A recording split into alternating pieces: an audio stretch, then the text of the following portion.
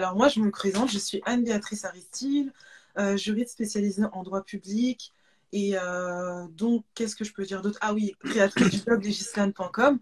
Donc, legislan.com, c'est un blog dans lequel vous allez trouver des conseils sur la vie étudiante, des actualités sur des célébrités qui pourraient peut-être lier le thème juridique, etc. Et aussi des activités, des événements hors des quatre murs de l'université et aussi des youtubeurs en droit, comme par exemple aideautd.com, etc. Donc voilà, c'est moi, Béatrice. Tu veux te présenter Alors moi, je suis Rebecca Delatorre, je suis avocate en droit du travail à Nice, je suis inscrite au barreau de Nice. J'ai fait mes études à Paris 2, Panthéon-Assas et à Clermont-Ferrand en Master 2. Donc je travaille dans un cabinet d'avocats et j'ai en même temps le site Juridico. C'est plus des articles qui sont à l'attention des salariés et des employeurs, mais je traite des questions juridiques de droit du travail. Ok. Et donc moi, c'est Raphaël. J'ai exercé un petit peu en tant que chargé d'enseignement donc à l'université de Nice, Sophia Antipolis. J'ai exercé des métiers de juriste et j'ai créé mon cabinet d'avocat pendant quelques temps avant de me consacrer à 100% sur le site aideautd.com pour ceux qui connaissent, où je mets à disposition donc des fiches de révision, des cours vidéo, des articles pour aider les étudiants en droit à réussir leurs études. Et j'ai fait pour ceux que ça intéresse, j'ai fait ma scolarité à Paris 2. Voilà, de la L1 au Master 2. D'accord, super. Ben, du coup, on s'est présenté. Alors, ce qui va être abordé au live, c'est les difficultés durant les premières et deuxième années et comment les surmonter, etc. Donc, on va en parler. Et si vous avez des questions, n'hésitez pas. S'il y a des difficultés qu'on n'a pas évoquées, n'hésitez pas aussi à le dire en question, en commentaire. Et puis voilà. Donc, du coup, les difficultés en première année, déjà, on va commencer par nous. Parce que avant, nous aussi, on était en première, deuxième année. On va commencer par les nôtres et dire comment on a fait pour les surmonter. Et après, au fur et à mesure, je pense que ça viendra spontanément. Bah, tu peux peut-être commencer. De toute façon, Ouais, je vais essayer de noter d'accord. les questions au fur et à mesure quand je les vois passer. D'accord. Alors moi, me concernant, les difficultés que moi j'ai rencontrées déjà en première année, c'est l'adaptation à l'université, la notation, parce que j'étais en terminale littéraire. Et il faut savoir que quand on sort d'un bac littéraire, en tout cas, je ne sais pas si c'est pour vous le cas, mais on pense qu'on sait faire de la dissertation, etc. Mais la méthodologie juridique n'a absolument rien à voir à la méthodologie au lycée. Donc ça, c'était ma première difficulté parce que je pensais que si je maîtrisais un peu les notions de philosophie et que je revoyais les mêmes notions en droit public, en droit constitutionnel en première année, alors je pouvais faire une dissertation en droit public. Et je me suis mais complètement trompée. Donc moi, ma première difficulté, c'était de m'adapter à la méthodologie à l'université. Ça, c'était ma première difficulté.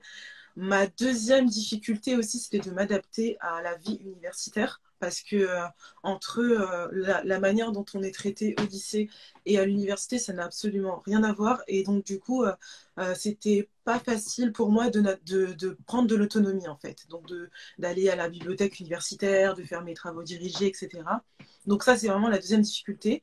Et en fait, comment j'ai fait pour les surmonter? Je suis allée voir les professeurs de maîtres de conférences, les maîtres de conférences, pour leur expliquer un peu. Et comme j'arrivais pas avec un chargé TD à comprendre, j'allais dans d'autres travaux dirigés pour mieux assimiler, mieux m'adapter. Et je n'hésitais pas à rendre plus régulièrement des devoirs en TD. Parce que c'est vrai que quand on arrive en première année, on se dit, bon, bah, si c'est pas mon tour, ce n'est pas grave, je suis tranquille. Alors qu'au contraire, c'est l'occasion de rendre le plus de devoirs pour que justement on puisse voir notre niveau pour ne pas être surpris à la fin du semestre. Donc ça, c'est vraiment la technique que j'avais pris. Et aussi, en dernier lieu, comment j'ai réussi à surmonter les difficultés, c'est de travailler sur les annales, parce que c'est vrai que ça dépend des universités, mais il y a des universités où ils mettent à votre disposition des annales, et s'il n'y a pas des annales sur votre ENT, environnement numérique de travail, vous pouvez demander à votre chargé de télé de vous donner des sujets pour que vous puissiez vous mettre en condition et rendre le plus régulièrement des devoirs pour qu'après, vous puissiez un peu évaluer votre niveau sur tout le long du semestre. Voilà. Comment faire pour maîtriser les exercices de méthodologie en L1? Bonne question. Tu veux que je te laisse répondre? Ouais, moi je pense qu'en L1, il faut d'abord essayer de comprendre déjà l'exercice. Donc pas hésiter à poser des questions au chargé de TD et surtout on comprend un exercice quand on l'effectue. Donc faut pas hésiter, comme tu disais, à rendre des devoirs supplémentaires, s'exercer en fait pour chacun des exercices.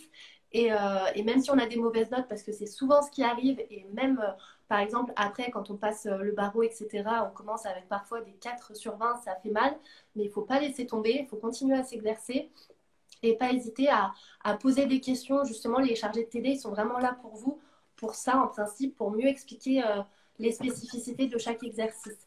Donc ça, il ne faut pas se désespérer si au début du semestre ou du trimestre, on a des mauvaises notes. On est tous passés par là. Et il faut juste essayer de prendre le coup, essayer de pratiquer et bien comprendre la méthode en fait. Moi, je voudrais juste revenir sur un point aussi sur la méthodologie. Parce que je crois qu'il y avait une question, c'était comment faire pour se corriger pour les TD. À mon sens, pour progresser sur la méthodologie, je parle en connaissance de cause, parce que j'ai fait énormément d'erreurs là-dessus, il faut obtenir des corrections par un chargé de TD. Alors la difficulté, c'est que pour obtenir une correction, c'est soit on bénéficie d'un prof particulier, donc il faut avoir de l'argent pour le payer, soit, et comme je sais que ce n'est pas le cas de la plupart des étudiants, il faut trouver des astuces. Et les chargés de TD, à mon sens, c'est là-dessus où vous pouvez leur demander rendre une copie que vous entraînez vraiment à faire dans les conditions du partiel, vraiment le même temps, même stylo, même code, si vous avez le droit au code. Vous faites l'exercice et vous le rendez à votre chargé de TD en lui demandant une correction détaillée pour savoir ce qui ne va pas. Et vous précisez bien que, si c'est possible, vous souhaitez ne pas être noté si vous avez peur d'avoir une mauvaise note. Parce que si vous le faites dans les conditions de l'examen, c'est-à-dire que vous ne servez pas des bases de données, etc. Et donc, vous le faites en réalité sans tricher. Et il y a une possibilité, quand vous le rendez au début, de ne pas avoir une bonne note. Et donc, il faut mettre carte sur table avec le chargé de TD et lui dire, voilà, moi, je veux une correction. C'est pour progresser. Honnêtement, 90% des chargés de TD, je pense qu'ils vous diront oui, il n'y a pas de souci. Et ils sont là pour ça. Et donc, en fait, vous avez des profs particuliers gratuitement. Si vous mettez les formes et si vous êtes poli avec eux, vous aurez des corrections et ça vous permettra de faire le bilan sur ce qui ne va pas et de trouver des solutions pour corriger les problèmes de méthode. Alors là, je vois une autre question. Comment faire pour apprendre le plus efficacement 100 à 200 pages? Ça, c'est un peu la question que tout le monde se pose dans les études de droit. Je pense qu'il n'y a pas non plus forcément de solution miracle là-dessus. Chacun déjà a sa méthode pour apprendre. Des personnes, c'est plus en écrivant, d'autres en lisant, en répétant. Moi, je sais ce que j'ai fait et qui m'a pris beaucoup de temps, c'est que je fichais systématiquement mes cours. Et c'est vrai que ça, c'était assez compliqué parce que déjà, on se rend en amphithéâtre. On a un prof qui parle pendant 2 heures, voire 3, voire 4 heures, et on saisit la moitié des informations. Ensuite, il faut remettre le cours en forme, donc ça prend un temps considérable, et ensuite le ficher. Moi, c'est ce que j'ai fait, je fichais à chaque fois mon cours, et c'est qu'une fois que mon cours était fiché que je pouvais commencer à l'apprendre. Donc forcément, ça prenait du temps pour arriver à cette étape. C'est vrai que moi, à mon époque, il n'y avait pas trop des sites comme par exemple EdoTD ou d'autres sites qui proposaient ce genre de formule ou même des articles qui pouvaient expliquer certains points de droit. Donc moi, c'est ce que je faisais en fait. Je fichais systématiquement mon cours de droit et je commençais à l'apprendre qu'une fois qu'il est fiché. Ça prend beaucoup de temps, malheureusement, de faire ça. Oui. Et au niveau des questions, en fait, souvent, je vois des personnes qui demandent comment bien corriger, compléter ses cours ou comment bien assimiler ses cours, etc.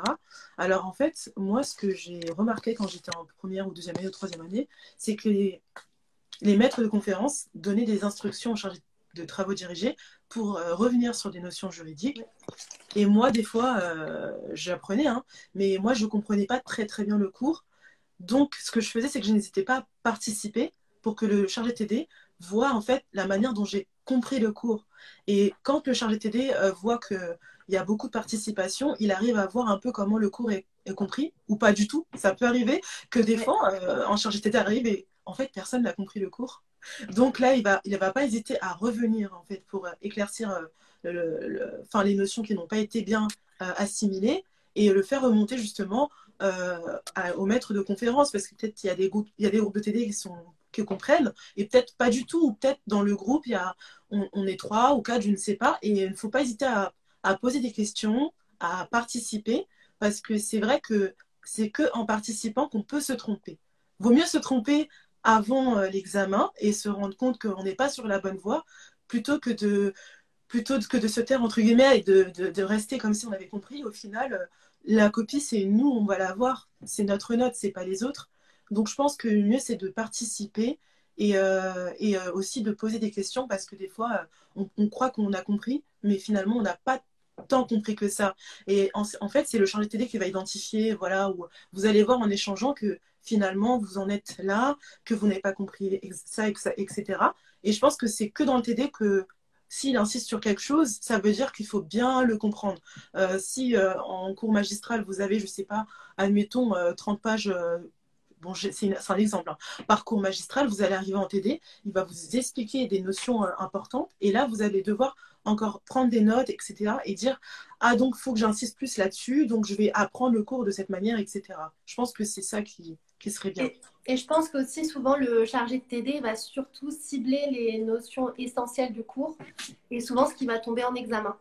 Donc forcément, si on suit les TD avec rigueur et qu'on révise chaque notion et qu'on pose des questions, comme tu dis, ou même quand le chargé de TD pose des questions, on répond aux questions, ça peut arriver de se tromper et de dire des bêtises, mais en fait, c'est justement, il faut se faire violence et essayer de participer parce que c'est comme ça qu'on apprend. Donc sur ça, je te rejoins aussi.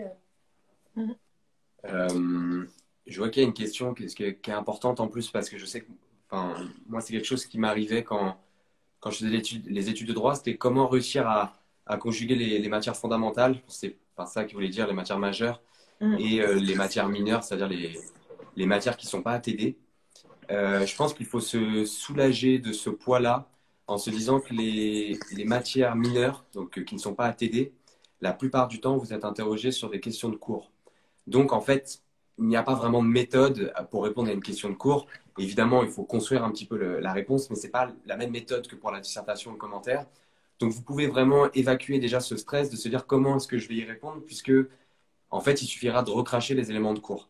Si vous n'avez pas le temps d'aller à tous les cours et que vous avez la possibilité de récupérer les cours pour ces matières mineures, dites-vous que vous avez juste à apprendre par cœur ces matières.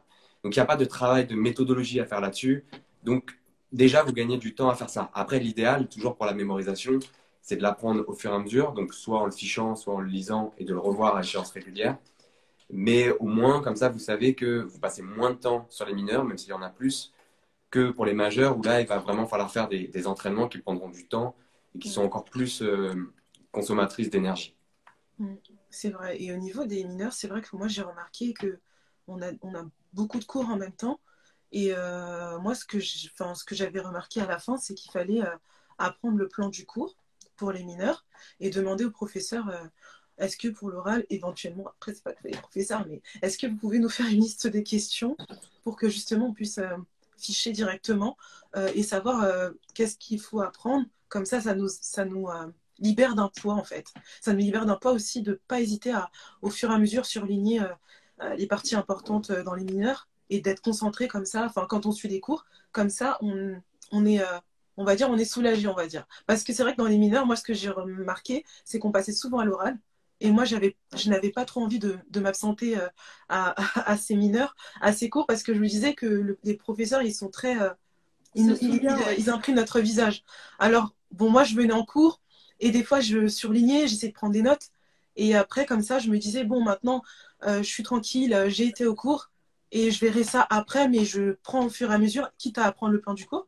Et à la fin du semestre, des fois, il y a des professeurs qui vous mettent une liste de questions que vous pouvez préparer à l'oral. Donc, je pense que c'est vraiment ça qui est possible à faire. Et ce qui est aussi intéressant sur ce que tu as dit, c'est le fait d'apprendre le plan. Et ça, moi, je le faisais pour toutes les matières en fait majeures ou mineures. Quand je fichais mes cours, je faisais vraiment le plan ressortir. Et ensuite, ce qu'il y avait dans chaque partie, je le mettais vraiment en petit. Et j'essayais de retenir des idées ensuite. Vraiment, après, ça, on décompose ces fiches au fur et à mesure. Et j'essayais vraiment à ce qu'il me reste que mon plan dans la tête. Parce qu'une fois qu'on a un plan du cours, dans la tête, on peut à peu près répondre à toutes les questions. même si c'est pas hyper précis, au moins on peut à peu près répondre à tout une fois qu'on a tout ça en tête. Et le plan, pareil, c'est très utile pour les exercices du type cas pratique, puisqu'en vrai, un cas pratique, on déroule un plan de cours qu'on met sous forme pratique d'un exercice, d'un sujet auquel on applique le plan du cours, en fait. Ouais, c'est ça. Et vous pouvez même, quand on apprend le plan, on peut même faire les mind maps en même temps, sans trop se prendre la tête, juste reprendre vraiment juste le plan, même pas détaillé forcément, mais le plan de cours sous forme d'images avec des bulles pour voir les liens logiques. Et faire ça, ça permet déjà de voir s'il n'y a pas des erreurs de raisonnement ou des parties de cours que vous n'avez pas suffisamment appris. Et ça vous permet surtout de faire des connexions logiques entre les différentes parties du cours, d'avoir une vision globale, une vision d'ensemble, qui vous permet après de ranger toutes les informations que vous allez apprendre dans ce plan que vous avez déjà en tête. Et ça facilite vraiment le travail de mémorisation. Et ça, c'est vrai que l'idée des mind maps, moi, ça, j'ai appris ça, mais vraiment hyper tardivement. Donc, c'est vrai que de l'apprendre en L1, en L2, je me dis, mais c'est un peu de l'or, ce genre d'information. Moi, ça, je l'ai appris quand je passais le barreau pour apprendre mes cours.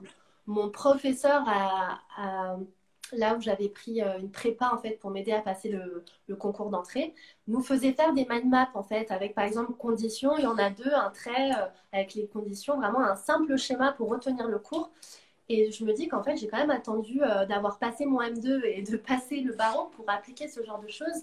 Je pense que c'est vraiment ça, c'est des mines d'or comme information que j'aurais vraiment aimé avoir en L1, L2, L3 et en master. Et j'ai vu une question, je t'aurais bien laissé répondre, Rebecca, sur comment faire pour surmonter sa peur de parler à l'oral et comment faire pour bien parler à l'oral en TD.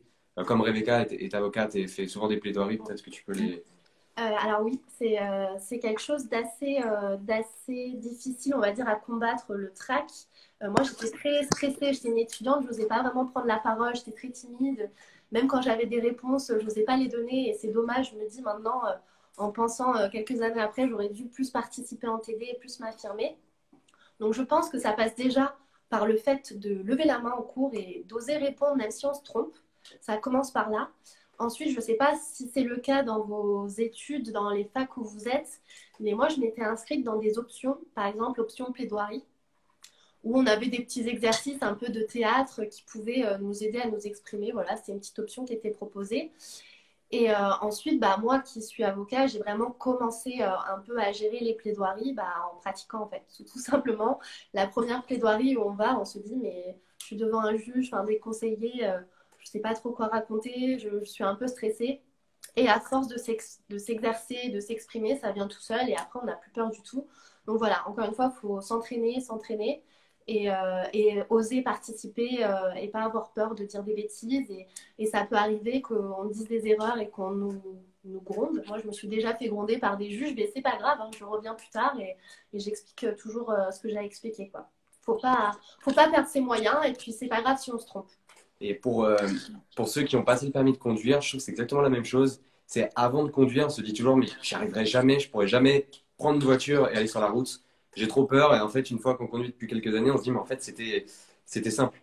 Et je pense que c'est vraiment ça avec l'oral, c'est qu'on n'est tellement pas habitué à le faire que ça fait peur, c'est normal, tout le monde a peur, sauf très rares exceptions, tout le monde a peur. Et le seul moyen, bah, c'est de pratiquer et de se dire que bientôt on sera bon, quoi. Ouais, c'est sûr. Bah, moi, je suis d'accord avec vous. C'est vrai que tout le monde a peur. Après, peut-être la personne qui pose la question, elle n'ose vraiment, mais vraiment pas parler en public.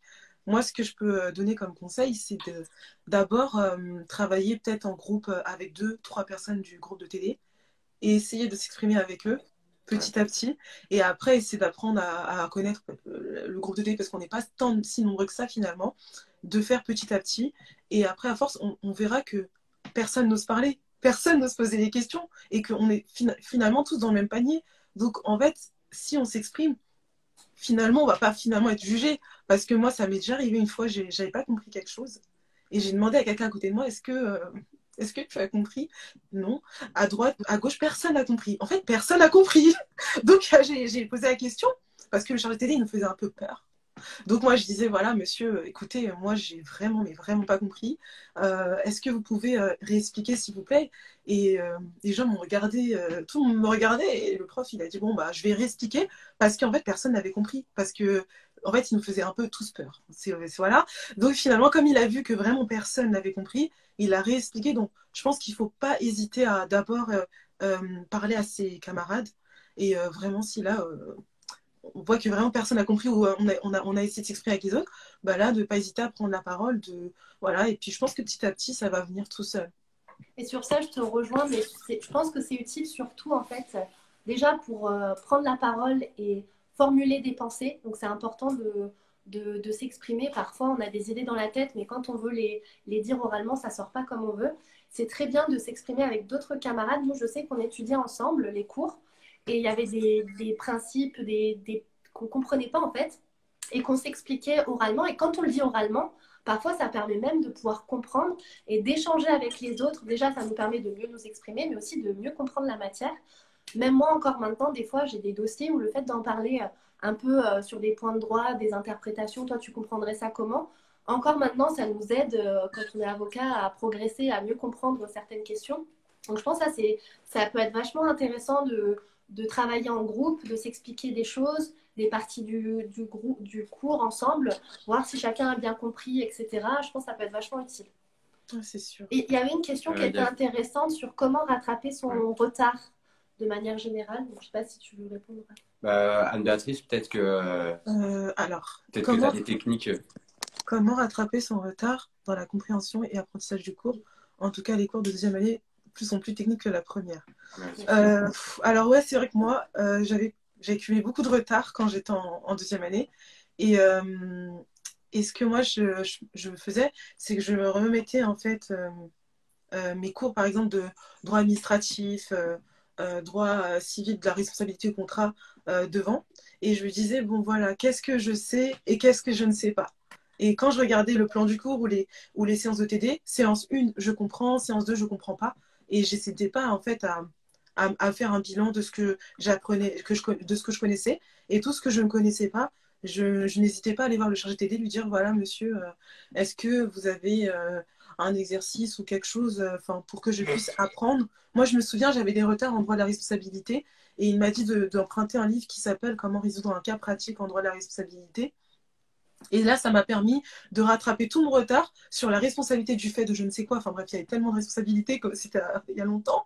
Mais en fait, je faisais un bilan de ce que moi j'avais appris. Séance 1, 2, je coupais en fait, petit à petit. Parce que si je me dis, oh là là, j'ai du retard, après je vais être impressionnée et là, je vais perdre mes moyens. Alors que si je coupe petit à petit, voilà, la séance 1, c'est bon, séance 2, c'est bon. Et là, en fait, à force de couper en fait les différentes parties du cours, mais par séance de travaux dirigés, on arrive à y voir plus clair et à savoir à faire le tri entre ce qu'on maîtrise ou pas. Et plus on avance et plus on se rend compte que finalement, je connais quand même quelque chose, je ne sais pas comme si j'avais rien. Et là, le retard, il diminue, et puis voilà quoi. Ouais. Moi, je dirais aussi que, alors, c'est pas pour faire peur parce qu'on peut être en retard et très bien valider son année et voir avec une bonne moyenne. Donc, c'est tout à fait possible, il n'y a pas de souci avec ça. Le problème, si on est déjà en retard et qu'on en a conscience, c'est que quelque part, il y a eu un problème d'organisation, un problème dans les habitudes qui ont été prises et que, à mon sens, il faut corriger le tir dès maintenant, c'est-à-dire se dire pourquoi j'ai pas été régulier, pourquoi j'ai pas travaillé au fur et à mesure et pourquoi je me retrouve là et comment je peux faire pour reprendre des bonnes habitudes. Il ne faut pas essayer de changer ces habitudes du jour au lendemain, c'est-à-dire de se dire je vais passer de semaines où je faisais absolument rien, je ne faisais pas mes TD, à je vais travailler 15 heures par jour parce que ce n'est pas possible, mais se dire au moins, voilà, je vais à partir de maintenant faire un calendrier hebdomadaire, voire journalier, noter les tâches à faire, essayer de travailler au moins 1 heure ou 2 heures par jour pour prendre des bonnes habitudes et ensuite, normalement, il n'y aura pas de problème, ça suivra tout seul. C'est vrai, c'est bien d'identifier pourquoi on a accumulé du retard. Parce que c'est vrai que même moi, un chargé TD un jour, il m'a dit, mais comment vous. Enfin, la manière dont vous comprenez les cours, c'est pas. Mais vraiment, vous n'y êtes pas du tout. Mais venez me voir à la fin de l'heure. Parce que j'étais vraiment perdue. Et donc, du coup, j'ai été voir le chargé TD à la fin de l'heure. Et il m'a dit, voilà ce qui va et voilà ce qui va pas. Mais ce qu'il dit, c'est juste, en fait, faut pas hésiter à se remettre en question, essayer de voir. Comme ça, on ne revient pas sur cette situation et on n'est pas dans un cercle vicieux ou je sais pas comment on appelle ça, dans une situation où ça se répète toujours, les mêmes malheurs reviennent et reviennent et reviennent. Quoi. Je vais juste répondre rapidement parce qu'on en a déjà parlé, mais il y avait une question, c'était donc les fiches schémas aident vraiment pour la mémorisation. Oui, parce que quand on met des informations textuelles sous forme d'image, en l'occurrence de mind map ou de schéma, au lieu de retenir l'information uniquement sous une forme, c'est-à-dire sous forme textuelle, vous la retenez sous forme textuelle et sous forme visuelle. Et ça vous permet en plus, avec les mind maps, d'avoir le plan de cours global sur une même feuille, de l'avoir sur plusieurs feuilles. Et donc, vous avez plus rapidement la structure du cours qui vous apparaît et qui vous permet directement de rentrer dans le contenu du cours. Il y avait ça aussi. Il y avait une autre question sur le temps à consacrer à la préparation de chaque TD. Donc, je ne sais pas si vous voulez répondre. Ou... Moi, je préfère que ce soit vous qui répondez pour les travaux dirigés. Parce que c'est vous, avec de TD.com, c'est pas. Ouais, c'est vrai. Sur les TD, ça dépend. En fait, ça dépend si vous êtes à l'aise dans la matière ou si vous n'êtes pas à l'aise. Ça dépend aussi de la matière parce qu'il y a des matières qui sont beaucoup plus denses que d'autres. Faut le dire. Et en plus, ça dépend aussi du cours magistral, du prof qui va faire la matière.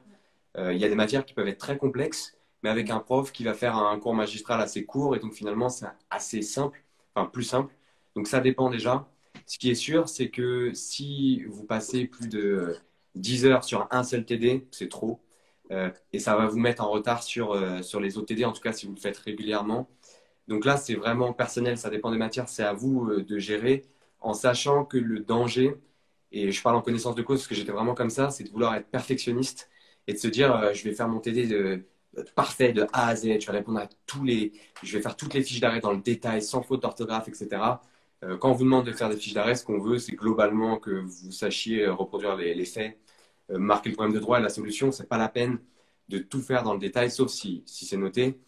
Si vous savez que vous n'allez pas être ramassé, le cas échéant, sur un commentaire d'arrêt, vous pouvez vous en tenir à un plan détaillé avec l'introduction. C'est à vous aussi d'être intelligent, de faire vos TD sans être trop perfectionniste. Il y avait une autre question sur comment mémoriser les centaines d'arrêts, les dates, les jurisprudences, etc. Alors, je ne sais pas trop comment ça fonctionne pour vous, les examens, mais nous, en tout cas, on avait accès au code. Donc, nous, moi, ce que j'ai toujours fait, c'est que j'ai recherché les arrêts dans le code, je les ai surlignés quand on avait le droit de les surligner. Comme ça, au moins, je savais où les retrouver, ceux qui étaient présents dans le code, dont les grands arrêts principaux. Et lorsqu'il y avait des arrêts récents qui n'étaient pas dans le code, mais qu'on nous disait ça, c'est un revirement de jurisprudence, c'est essentiel de le savoir, celui-là, j'essayais de le retenir.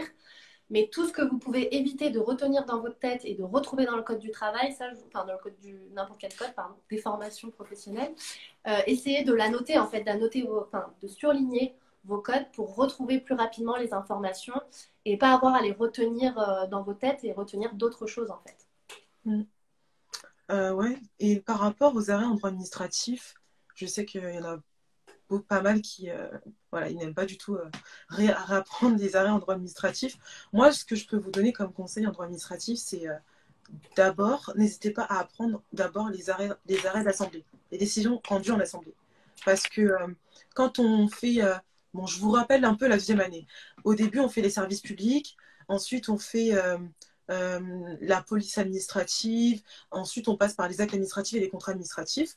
Dans ces 4 thèmes que je viens de vous énoncer, dans chaque thème, il y a au moins 1 ou 2 décisions d'assemblée. Donc ça, ce serait bien de les connaître, juste le nom et la portée. C'est-à-dire qu'est-ce que cette décision d'assemblée rendue au Conseil d'État a apporté. Et une fois que vous avez assimilé les décisions d'arrêt d'assemblée, qui sont aussi dans le GAJA, grand arrêt jurisprudence administrative, ce manuel, vous pouvez après dire, bon, maintenant que je connais les arrêts d'assemblée, qu'est-ce que ça a apporté dans le thème de la police administrative ou des actes administratifs? Est-ce que je peux regarder s'il y a des arrêts de section? Et là, vous regardez les arrêts de section et c'est tout. Franchement, faites ça. Je pense que ça devrait être assez... c'est suffisant. Après, si vous avez une mémoire... Si vous stimulez votre mémoire au fur et à mesure et que vous arrivez à assimiler les arrêts d'assemblée, les arrêts de section, là, vous pouvez aller encore plus loin. Mais je pense que pour commencer, ce serait d'abord bien de faire des arrêts d'assemblée pour chaque thème, ensuite de section, et de voir un peu qu'est-ce que ça a changé dans tel plan du cours ou dans telle partie du cours. Je pense que c'est ça. Et n'hésitez pas aussi à revoir les arrêts qui ont été vus en TD. Parce que je suis sûre que ça peut tomber lors de l'examen en commentaire d'arrêt ou même vous avez une dissertation et comme là que vous avez appris ce que vous avez vu en TD, ben là ça va tomber le jour du partiel. Je suis tout à fait d'accord avec toi, Anne-Béatrice, et juste je rajouterais c'est plus des méthodes générales. Pour la mémorisation, donc, pour ceux que ça intéresse, j'avais fait une vidéo sur YouTube qui s'appelle 6 techniques efficaces pour mémoriser, quelque chose comme ça, donc sur la chaîne Aide ETD, où j'expliquais qu'il existe quand même des techniques de mémorisation qui sont à la portée de tout le monde, qui permettent de retenir plus facilement des informations. Et il y a 3 techniques là, que je peux vous donner comme ça. Il y a la technique de la visualisation d'abord, donc on en parlait tout à l'heure, c'est-à-dire de mettre sous forme d'image une information textuelle. L'exemple qui est donné, c'est toujours l'arrêt Blanco, d'imaginer un énorme Blanco, par exemple, pour mieux retenir l'arrêt. L'exagération, donc si vous visualisez, vous pouvez coupler la visualisation à l'exagération. Donc l'exagération, par exemple, pour le Blanco, vous imaginez qu'un Blanco tombe du ciel avec fracas. C'est un exemple, mais c'est pour vous dire que plus vous exagérez, c'est-à-dire que vous agrandissez, vous rajoutez du mouvement, ça va vous permettre de mieux retenir, puisque la mémoire fonctionne comme ça. Et aussi les techniques d'association qui peuvent fonctionner notamment pour les dates. Si vous avez une date, j'en sais rien, qui est 1945 par exemple, vous savez que ça concerne la fin de la Seconde Guerre mondiale. Vous pouvez faire une association, des liens logiques avec des informations que vous connaissez déjà. Ça permet, c'est pas une méthode redoutablement efficace, mais en tout cas, c'est plus efficace que de ne pas faire de lien logique et ça permet, dans certains cas, de le retenir beaucoup plus longtemps. C'est vrai, c'est tout à fait ça. Par rapport aux jurisprudences, je me souviens quand on était en 2e année, on se racontait des histoires et on essayait d'imaginer quelque chose. Mais franchement, des choses, il faut vraiment avoir de l'imagination, quoi. Ouais. Et quand on faisait ça, quand on était devant notre copie, on se souvenait des fois de ce qu'on s'était dit. Et après, des fois, on pouvait se regarder. Mais c'est vrai que ça aide, en fait. Et ça permet aussi de rendre la matière plus intéressante, si je peux dire. Et là, du coup, vous allez aimer le droit administratif. Enfin, j'espère. En tout cas. Non, mais c'est vrai, il y a ça dans l'exagération aussi. Il ne faut pas avoir honte de ce que vous allez créer comme dans votre esprit pour retenir des informations. Plus c'est honteux, plus c'est exagéré, plus vous allez le retenir facilement. Alors, il y a une autre question. Que faire si on pense qu'on s'est trompé de voie? Alors déjà, de voie, c'est-à-dire vous avez choisi le droit et c'était pas ce que vous vouliez faire, ou de matière? Je sais pas, peut-être préciser la question.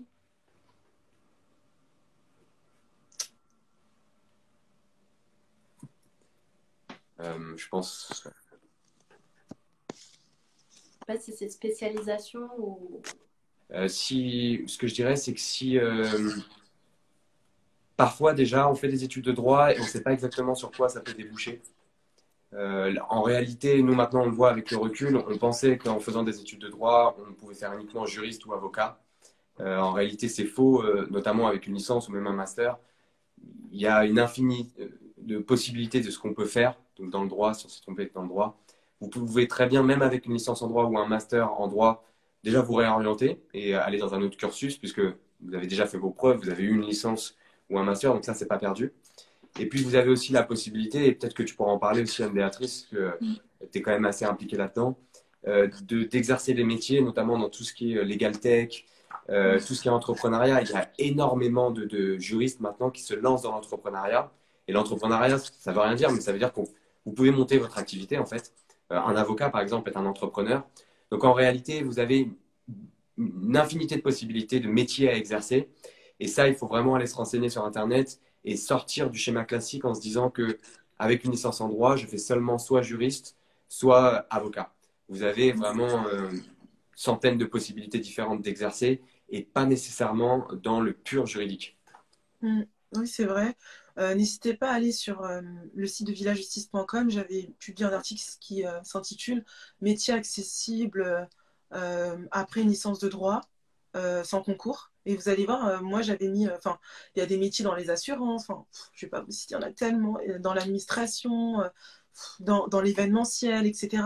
Et en fait, le droit, c'est une matière tellement omniprésente que vous avez la possibilité même de faire des stages. Parce que moi je pensais comme vous avant, genre, je me disais, je me suis trompée de voie, c'est vraiment pas pour moi.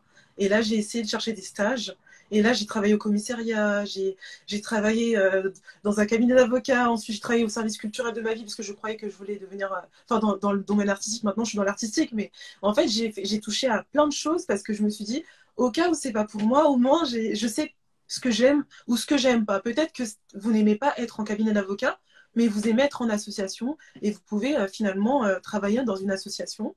Et dans l'association, on a besoin de quelques notions juridiques. Donc, n'hésitez pas à faire des stages ou sinon même à vous faire des expériences professionnelles dans plusieurs domaines. Et finalement, vous allez voir que si vous avez besoin du droit, vous allez peut-être continuer et vous allez être encore plus motivé qu'aujourd'hui. Peut-être que vous avez des doutes, mais là, ça va être plus certain pour vous. Donc voilà. Et je vais peut-être même prendre deux exemples parce que pour que ça soit vraiment concret, si vous avez fait une licence en droit, vous pouvez très bien vous réorienter par exemple dans la communication. Euh, il y a des grosses entreprises dans le droit, je pense à Dalloz par exemple. Vous pouvez très bien travailler dans la communication pour Dalloz et ça sera apprécié d'avoir un juriste qui a une double casquette, la casquette du juriste et la casquette de la communication, si après vous embrayez sur un master par exemple en communication. Je sais aussi que maintenant ça se développe beaucoup. Vous avez, si vous aimez coder, donc pour ceux qui aiment coder sur ordinateur, créer des sites internet, etc. Si vous avez une licence en droit et que vous savez en plus coder, c'est vraiment le jackpot parce que ça commence à recruter de plus en plus puisque le droit commence à investir le numérique. Et donc, c'est deux exemples, mais en fait, vous avez vraiment des centaines de métiers différents possibles avec des petites connaissances en droit et une autre connaissance à développer. Il y a une question, comment préparer les révisions des examens en avance?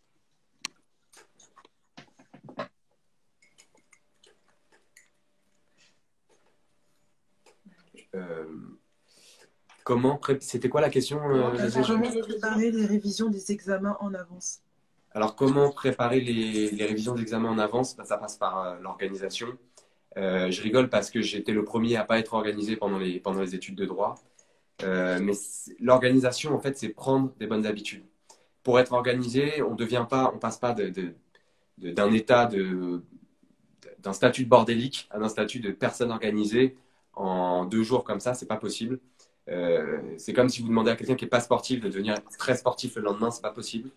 Donc, ce qu'il faut faire, c'est prendre des bonnes habitudes et commencer peut-être par faire des plannings hebdomadaires pour lister les tâches de la semaine à accomplir, noter vos échéances avec les prochains galops d'essai, les prochains partiels, les TD à rendre importants, vous allez être ramassés, etc. Organisez-vous comme ça. Organisez aussi votre environnement. Prenez l'habitude de ranger votre bureau, ranger votre chambre, etc. Pas trop d'habitudes à la fois. Une habitude, vous y allez doucement. Mais si vous commencez à mettre des bonnes habitudes comme ça et que vous organisez, c'est comme ça que vous allez pouvoir réviser à l'avance. Et donc, réviser à l'avance, bah, c'est prévoir les moments où vous allez travailler, vous allez réviser. Et de ne pas en faire trop, mais de le faire surtout régulièrement, c'est-à-dire un peu tous les jours. Mm. Après, un petit conseil aussi que vous pouvez appliquer, moi, ce que je faisais, parce que j'aimais bien, je me faisais des playlists sur YouTube avec des notions juridiques. C'est-à-dire, je me faisais une playlist pour chaque matière. Et avant que les examens arrivent, je me mettais, je m'asseyais, je disais, bon, bah, aujourd'hui, je vais me faire la playlist, je sais pas, droit civil. Alors, du coup, je me mettais plein de vidéos et ça me permettait à moi de savoir, en fait, d'un peu assimiler, mais tout en, enfin, sans sentir que c'est une obligation. Donc, n'hésitez pas à le faire aussi. De toute façon, il y a tellement de ressources. Moi, quand j'étais en licence, il n'y avait pas tout ça. Moi, c'est arrivé quand j'étais en master. Mais n'hésitez pas là à en profiter des ressources numériques, diversifiez vos ressources numériques. Il y a les manuels, il y a le cours, il y a les TD, mais il y a aussi des vidéos en plus accessibles gratuitement, donc n'hésitez pas. Il y avait une autre question aussi qui était comment bien faire un commentaire de texte en L1. Alors c'est un peu compliqué d'y répondre parce que on va pas faire une méthodologie là comme ça en 5 minutes, mais simplement pour vous rassurer sur le commentaire de texte. Le commentaire de texte, je sais que nous quand on l'avait, à l'époque je l'avais eu en droit pénal, c'était la première fois qu'on l'avait. Et c'est vrai que c'est déroutant parce que on le voit pas souvent. Et c'est pas un exercice qu'on rencontre fréquemment pendant les études de droit, mais en réalité c'est extrêmement proche du commentaire d'arrêt. Tout ce qu'on va vous demander, c'est à partir d'un texte de faire la même chose, c'est-à-dire un grand 1 avec deux sous-parties A, B. Et c'est exactement la même chose. Il va falloir découper les idées du texte, les rattacher à des connaissances de cours et expliquer le texte en deux parties, deux sous-parties. Après, évidemment, il faut aller voir une méthodologie détaillée pour voir globalement comment on fait. Mais après, c'est la même chose. L'introduction est construite de la même manière. C'est le même plan, c'est le même contenu. Simplement, au lieu de partir d'un arrêt, vous partez d'un texte. Et il y aura peut-être un peu plus de travail au niveau des connaissances de cours si le texte est particulièrement court. Plus il est dense, plus vous allez utiliser le texte. Et moins il est dense, plus vous allez devoir rattacher à vos connaissances de cours. Mais dans tous les cas, voilà, c'est un peu comme un commentaire d'arrêt avec quelques subtilités, mais pour ça, on ne peut pas tout expliquer en 5 minutes. Et je pense que ça rejoint un peu ce qu'on disait aussi tout à l'heure sur le fait de connaître par cœur son cours et son plan en fait du cours. Parce que si on a le plan en tête, bah, quand on va voir un commentaire de texte ou un arrêt ou autre, on va forcément le rattacher à des parties de son cours. Et donc si on a le plan dans la tête, on pourra trouver un plan pour son commentaire plus facilement en le rattachant avec les notions qu'on a vues et les plans qui ont déjà été créés par les profs. Il y avait une autre question, mais moi je suis incapable d'y répondre. Peut-être toi, Anne-Béatrice, comment étudier dans dans les pays du Commonwealth quand on est un étudiant francophone? Honnêtement, moi je ne peux pas répondre à ça parce que je ne sais pas. C'est-à-dire, c'est les pays anglophones? Je pense que c'est un étudiant français, francophone qui va étudier dans un pays du Commonwealth, style Angleterre, mais honnêtement, je ne connais Ah pas oui. le droit anglais. Ah, d'accord. Alors, si c'est le cas, si c'est un pays anglophone, etc., il faut déjà regarder déjà les lois en vigueur, là où la destination où on va étudier, et bien se renseigner aussi, parce que c'est vrai que, par exemple, moi, je voulais faire à un moment donné une LLM, c'est le diplôme niveau anglophone, mais de droit, etc. Et j'ai commencé à me renseigner, et c'est vrai que d'un pays à un autre, ce soit par exemple au Royaume-Uni ou aux États-Unis, ça n'avait mais absolument rien à voir. Donc, fallait que je me renseigne en fait de là où dans quel pays je voulais aller et la législation en place, etc. C'est vrai que dans les pays après anglophones, c'est extrêmement jurisprudentiel. Leur manière de penser, leur manière de faire. Euh, des fois, quand je regarde les séries juridiques américaines, ils me disent habeas corpus, enfin, des jurisprudences que nous, on a, enfin, nous, c'est pas trop notre système. Donc, je pense qu'il faut vraiment s'imprégner du système dans le pays, enfin, dans lequel on veut se destiner à étudier. Et par exemple, je sais que, par exemple, en droit espagnol, quand j'avais fait espagnol juridique, il y avait des notions d'espagnol juridique que je connaissais mais pas du tout et que ça n'avait absolument rien à voir ici en France comme on pensait. Donc je pense qu'il faut vraiment regarder le système là-bas et aussi n'hésitez pas à vous connecter sur les réseaux sociaux parce qu'il y a beaucoup de... Moi j'ai vu des youtubeuses qui parlaient anglais et qui expliquaient des choses que moi je disais mais en France c'est pas comme ça. Mais si vous essayez de connecter sur LinkedIn, par exemple sur ce réseau ou sur YouTube ou je ne sais où, vous allez finalement trouver des personnes qui sont dans le pays où vous voulez étudier. Et là, Google va vous suggérer des autres personnes. Et là, vous ne serez pas perdu. Et je pense qu'au bout d'un moment, vous allez finalement trouver de l'aide. Voilà. Il y avait une autre question, c'était... alors là, il y avait... quand on note tout le cours et que on se concentre sur la notation et pas sur écouter le professeur, comment je fais parce que j'arrive pas à comprendre le cours en même temps que je note. Très honnêtement, moi j'avais un peu le même problème, c'est-à-dire que je cherchais à noter absolument tout ce que disait le prof et je sortais souvent des cours magistraux avec la sensation d'avoir rien appris. En réalité, là je vais vous laisser parler après Rebecca et Anne-Béatrice parce que je pense que ça dépend vraiment des personnes. Moi, je me suis rendu compte par la suite, pour ce qui me concerne, que j'étais beaucoup plus efficace en récupérant les cours d'un ami. Ça ne signifie pas que j'allais à aucun cours magistraux, j'y allais quand même. Mais quand j'y allais, parfois je laissais un ami noter, je récupérais le cours après. Voilà, des fois c'est moi qui notais, des fois c'était lui. Mais ça me permettait en fait de ne pas consacrer trop d'énergie à prendre des notes et à plutôt consacrer mon énergie à essayer de comprendre directement le cours qu'on m'avait redonné par la suite. Donc il ne faut pas parfois hésiter à sortir un peu de ce qu'on vous a dit et à trouver des techniques qui vous concernent vous directement. Il y a des gens pour qui c'est efficace de prendre des notes, qui arrivent à comprendre. Il y en a d'autres pour qui c'est pas efficace. Et ça, c'est à vous d'essayer progressivement de tester différentes techniques pour voir si ça marche sur vous. Moi aussi, j'étais un peu dans la même situation où je notais le cours et je comprenais pas trop forcément tout ce que disait le prof. Et moi, ce qui m'aidait, du coup, bah, c'était de reprendre mon cours et de le ficher. Ça me permettait de mieux comprendre. Après, c'est vrai que ça prend beaucoup de temps. Ça fait perdre un peu de temps de systématiquement reprendre son cours. Surtout que des fois, il est incomplet, il y a des choses qu'on a mal compris ou mal entendues. Mais je trouve qu'en fait, de reprendre son cours et de le revoir, ça permettait de remettre une couche et de mieux le comprendre. Mm. Moi, je faisais ni l'un ni l'autre, mais c'est des bonnes techniques. Moi, je venais en cours avec des stylos, des feuilles, et je prenais des cours à la main. Et d'ailleurs, j'étais l'une des seules à prendre les cours à la main parce que, en fait, j'étais pas très à l'aise à l'ordinateur. Et quand je prenais à la main, ça me permettait de synthétiser en fait ce que le prof il disait pour que je puisse prendre l'essentiel du cours, mais en prenant des notes à la main. Et des fois même tellement que je me sentais plutôt bien en faisant de cette manière qu'il y avait des personnes qui étaient à l'ordinateur et des fois ils étaient juste au-dessus, ils voyaient un peu ce que j'écrivais parce que j'écrivais très gros, donc ils disaient ah, bon bah et ils notaient en fait. Des fois les gens ils notaient vraiment tout à l'ordinateur. Quand le cours commençait, on entendait des je fais, c'est quoi ça, mais c'est bizarre. Moi, j'ai pas l'habitude, donc je pense que pour moi, en tout cas, moi, ça marchait les prises de cours à la main. Et deuxièmement, ce que je faisais, c'est que je participais en amphi parce que des fois, pendant 3 heures, moi, je ne peux pas. Enfin, 3 heures, enfin, moi, je décroche très, très rapidement. Donc, je n'hésitais pas aussi à participer pour que je puisse me souvenir quand je relis le cours. Ah oui, c'est vrai, j'avais dit ça, j'avais vu ça, etc. Des fois, même, j'avais le plan et je savais que au prochain cours, il va parler de ça.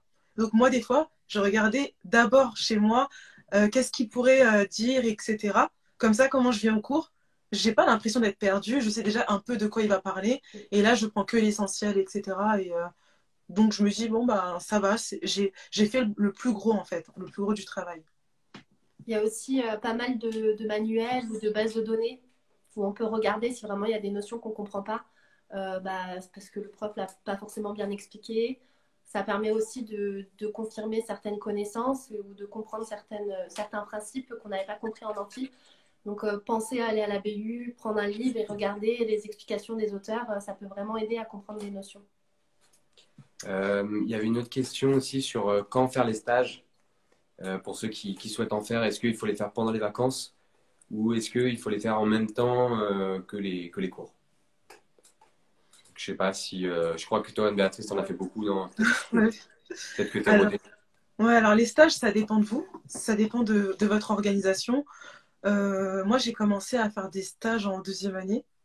Mais moi, ce que je faisais, c'est que avant de faire des stages, comme j'avais pas le temps des fois avec les cours, etc., je me mettais en bénévole. Je faisais du bénévolat en association juridique le week-end. Et quand je ne pouvais pas, je prévenais, voilà, je suis en période de révision et donc je ne pourrais pas être bénévole. Et grâce à mon bénévolat en association, j'ai pu trouver des stages. Donc en fait, je pense que les vacances, j'ai jamais vraiment fait de stage pendant les vacances puisque je me dis que les vacances, bah, on se repose un peu. Mais si vous voulez faire des stages, n'hésitez pas à en faire, hein. Mais moi, en fait, l'administration, elle fermait ses portes pour les vacances, etc. Et c'était plus pratique pour moi de faire des stages en deuxième année ou en troisième année. Ou, voilà, donc moi, je faisais souvent des stages. Par exemple, je trouvais des stages secrétaire juridique ou assistante juridique en cabinet ou même dans des associations pour aider. Il y avait des personnes qui ne savaient ni lire ni écrire et qui voulaient qu'on les aide à faire des démarches administratives. Donc moi, je pouvais aider dans des associations. Et ensuite, après, dans ma ville, je n'hésitais pas à aller voir la mairie ou le service culturel, à être très, très présente. Même, par exemple, quand c'était les élections, je venais et j'aidais dans les bureaux de vote. Donc après, j'avais des notions en code électoral, droit électoral.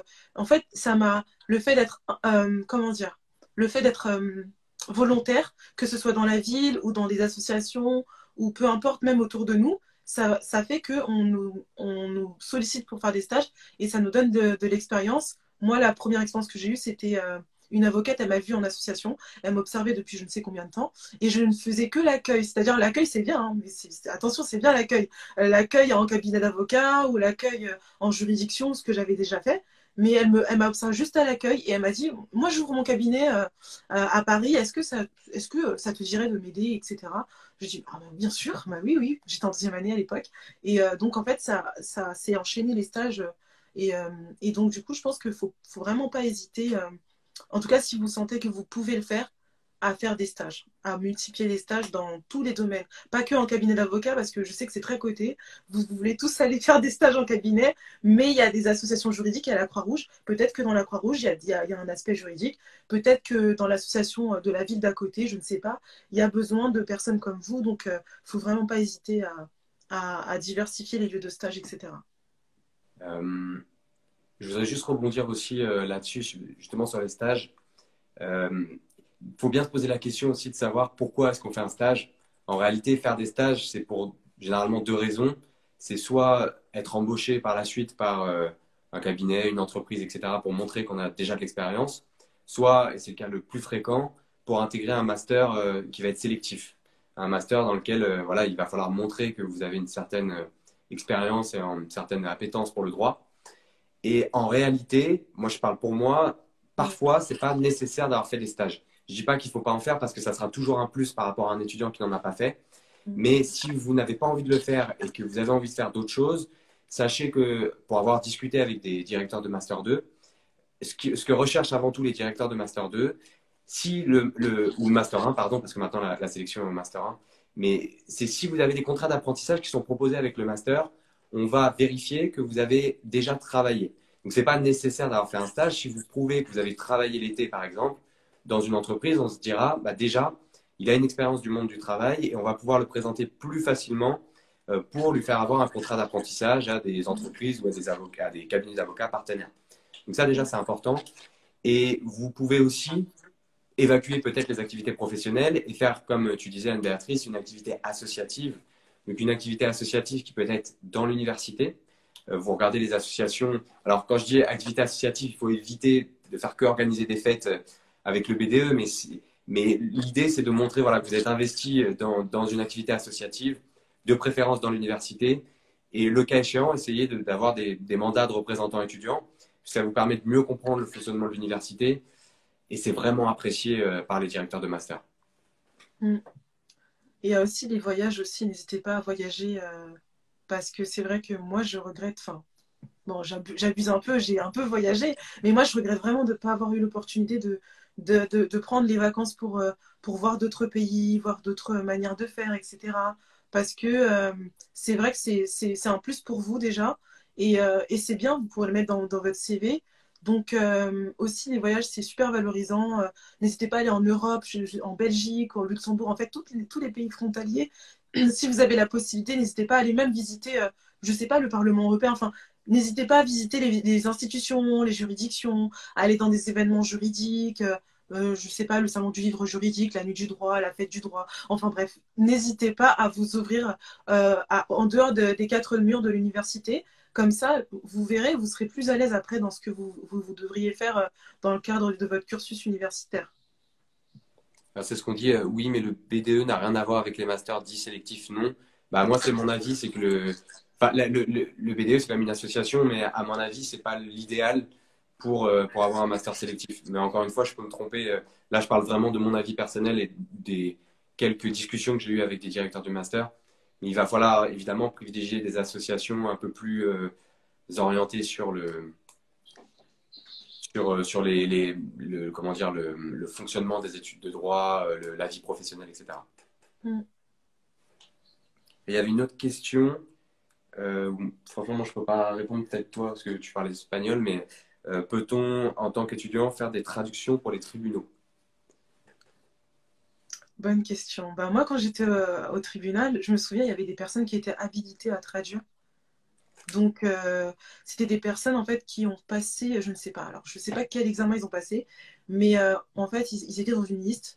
Ils disaient voilà, bon, je suis l'interprète de monsieur ou madame à l'accueil, et là, on regardait s'ils étaient habilités à traduire. C'est plus de ce sens-là. Mais en tant qu'étudiant, je ne sais pas, moi, c'est vrai que moi, quand j'étais au greffe, il y avait quelqu'un qui était venu qui parlait. Ça y est arrivé une fois, hein, qui parlait espagnol. Mais j'étais trop contente, donc j'ai pu aider, renseigner. Mais après, être la traductrice officielle du greffe, je crois pas.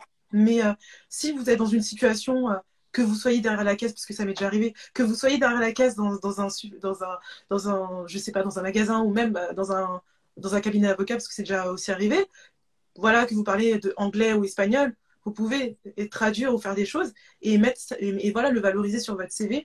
Mais après qu'un étudiant soit titularisé pour traduire directement dans le secteur juridique, je ne pense pas. Par contre, si c'est une expérience qui tente, n'hésitez pas à aller dans des associations où on aide les personnes qui ne parlent pas français. Par exemple, moi, j'ai été dans une association juridique et à chaque fois qu'il y avait des gens qui venaient à l'accueil qui parlaient anglais, tout de suite Anne-Béatrice, alors que je parle pas très bien anglais, mais je peux faire un petit peu l'accueil de welcoming, voilà, un petit peu.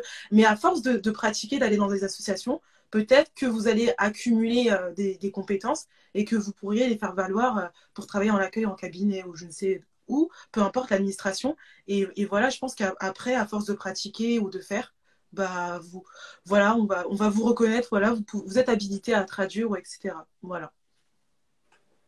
Après, moi, j'aurais tendance à dire aussi que je pense qu'il y a énormément de postes disponibles pour les personnes totalement bilingues, c'est-à-dire ceux qui ont presque la double nationalité, parce qu'on en avait rencontré un peu dans un master de droit international qu'on avait fait quelques semaines. Et j'ai un petit cousin aussi qui parle parfaitement allemand parce que son père est allemand, sa mère est française. Et donc, il a une telle connaissance des deux langues. Il parle aussi bien le français en fait que l'allemand que ça lui demanderait pas beaucoup d'efforts d'apprendre le vocabulaire juridique allemand. Et je pense que ces gens-là ont une compétence tellement rare que, évidemment, à mon avis, ça a une valeur sur le marché du travail. Je pense que c'est beaucoup plus simple de trouver un travail comme ça. Après, je ne vais pas parler de ce que je connais pas parce que j'imagine que ça doit aider. Mm. Donc voilà, voilà. Je crois que c'est tout. Je pense que bah, c'est parfait. S'il n'y a plus de questions, n'hésitez pas à poser des questions après en message privé, etc. Voilà. Ok. Bon, bah cool. Voilà. Bah, je pense que c'est la clôture C'est la officielle du clôture. live, hein. Bah, merci à toi, en tout cas, Merci à vous. Anne-Béatrice. Mm. Merci à tous ceux qui ont posé leurs questions, qui ont rejoint la conversation, c'était cool. Mm. Et oui, n'hésitez pas à nous contacter, hein. On essaie de répondre rapidement sur Instagram ou par mail, si vous préférez le mail. Donc voilà, bah, n'hésitez pas après à rester connecté, de vous abonner, etc. Et voilà, après, bonne révision. Et bon courage pour vos stages, pour tout ce que vous allez faire, bon courage en tout cas. Voilà.